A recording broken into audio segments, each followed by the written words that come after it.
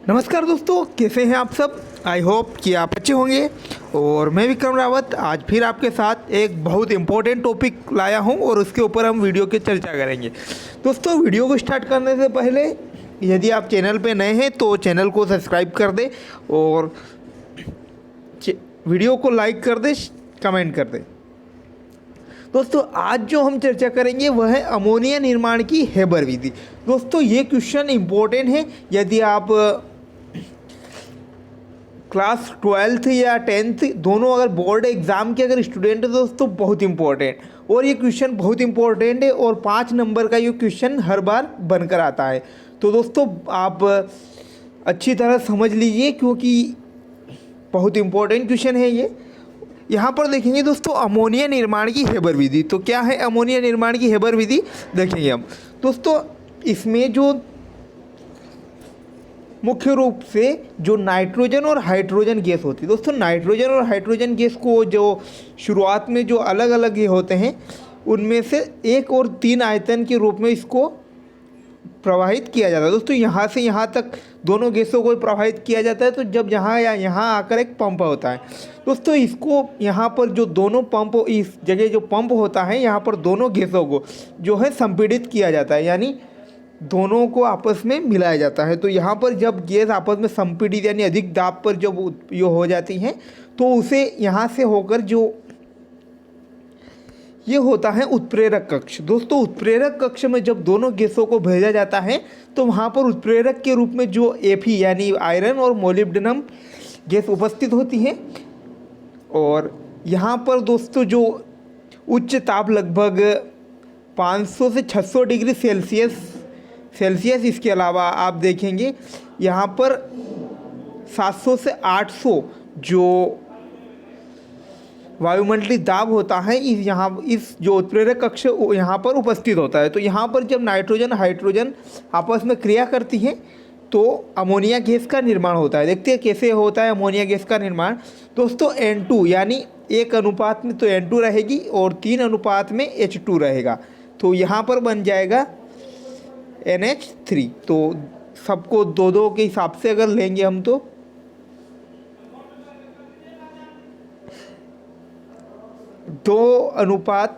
1 अनुपात नाइट्रोजन और 3 अनुपात जब हम हाइड्रोजन को लेंगे तो 2NH3 यहाँ पर उत्पादित होगा। तो आ गया समझ में। अब इसके बाद जो NH3 बचे, उस NH3 जो अमोनिया बनेगा दोस्तों, उसके साथ जो कुछ हाइड्रोजन और नाइट्रोजन गैस शेष रह जाएगी। तो यहाँ से जब हम इसको संघनित्र, जब इसके बाद जो बनने वाला ये वाला जो भाग होता है इसको संघनित्र किया जाता है, जहाँ पर जो गैसीय अमोनिया जो होता है उसको जल के द्वारा द्रवीय अमोनिया में प्रवाहित किया जाता है। दोस्तों, यहाँ से जल अंदर भेजा जाता है जिससे जो गैसीय अमोनिया होता है वह द्रव्य अमोनिया में बदल जाता है और यहाँ से जो शेष जो द्रव्य होता है वो बाहर निकल जाता है। इसके पश्चात जो द्रव्य अमोनिया दोस्तों हमें प्राप्त होती है वह इस जगह से हमें प्राप्त हो जाती है, जहाँ पर नल लगा होता है वहाँ से हमें प्राप्त हो जाती है। और इसके बाद जो नाइट्रोजन और हाइड्रोजन जो शेष बची होती है वहाँ पर इसको यहाँ पर से पंप से संपीड़ित करके पुनः जो है इस माध्यम से उत्प्रेरक कक्ष में भेजा जाता है। तो दोस्तों, क्लियर समझ में आ गया होगा आपको। अब हम इसकी कुछ थ्योरी है उसके बारे में चर्चा करेंगे। थ्योरी है दोस्तों हेबर विधि, ये आप बिल्कुल क्लियर कर दें। इस विधि में नाइट्रोजन और हाइड्रोजन की सीधे संयोग से अमोनिया गैस प्राप्त की जाती है। दोस्तों, बहुत इंपॉर्टेंट, यहाँ पर N2CH3 जहाँ पर 500 डिग्री सेल्सियस उच्च दाब और उत्प्रेरक। दोस्तों, उत्प्रेरक बताया हमने Fe तथा MO जो मोलिब्डेनम होता है उसकी उपस्थिति पर यह बनता है। और 2NH3 यहाँ पर अमोनिया का निर्माण हो जाता है। और दोस्तों, सबसे इम्पोर्टेंट जो है क्योंकि यहाँ पर 22,400 कैलोरी ऊर्जा उत्पन्न होती है।